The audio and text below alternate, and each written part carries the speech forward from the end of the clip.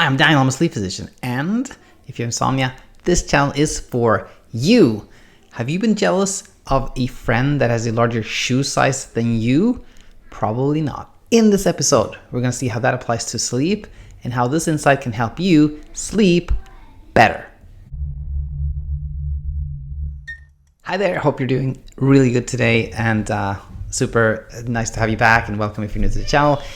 Now, what I want to talk about today is something I picked up during a recent, maybe 2 weeks ago now, an interview by Martin Reed, Insomnia coach from this channel's episode 108. If you want to check that one out, he is about to launch a podcast, and I've guested that. And as we were talking, I mentioned this thing called like sleep envy, when you're kind of you wish you could sleep as much as the other person.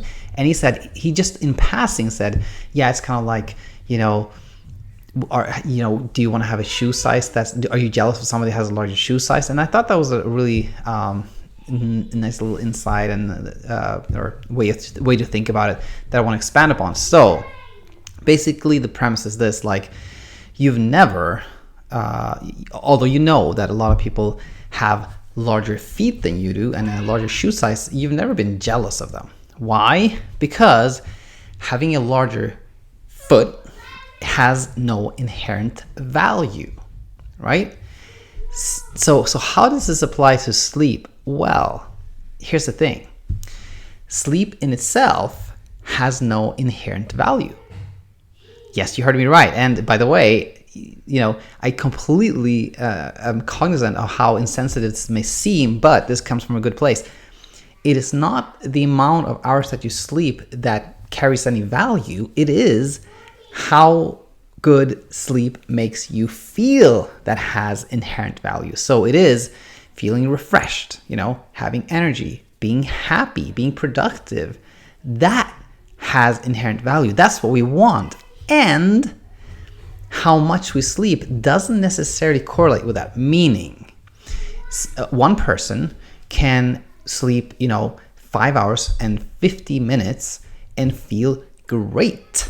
For another person, 7 hours and 20 minutes is like kind of the magic number, like the, around there is kind of the ideal amount. Now, if, there's no inherent reason to be like, jealous of somebody that sleeps more than you, but yes, I can completely understand that you can be jealous of somebody that feels better. But the insight here is that it's not the amount, it's not the exact amount of hours you sleep that necessarily translates to that. And why is this important? Because a lot of people have trouble sleeping simply because they're trying to reach a certain number instead of focusing on how they feel.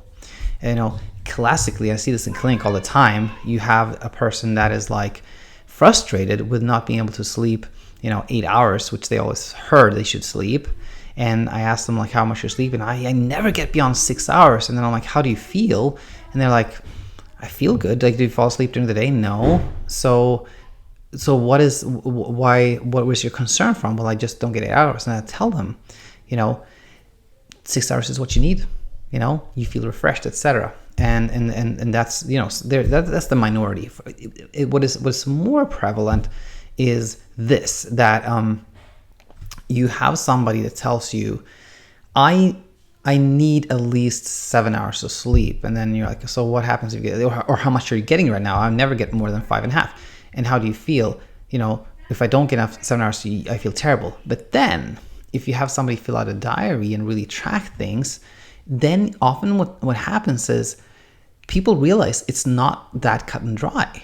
Oftentimes people realize that, that time I slept 7 hours, but I felt really tired the next day. Or, I slept 5.5 hours and I felt good. And that's often a really big insight. Because what happens then is that people go from looking at the number, like they realize, I don't need to get a certain amount. It's more like how good quality it is, and how good quality it is, and how I'm not like putting so much pressure on getting that affects how I ultimately feel. So So that second scenario is the more common one, and something that, you definitely should explore if you are feeling like, if you're like in a state of like, I just never feel really rested, or sometimes I do, sometimes I don't, and you think that that's 100% predicated upon like the amount of hours you sleep, then definitely, keep a diary and question this and explore these thoughts. So I hope this foot analogy was helpful. And if you have any comments, as always, please leave a comment or send me an email, daniel@insomniainsight.co, and I'll be back here tomorrow. Until then, take it easy.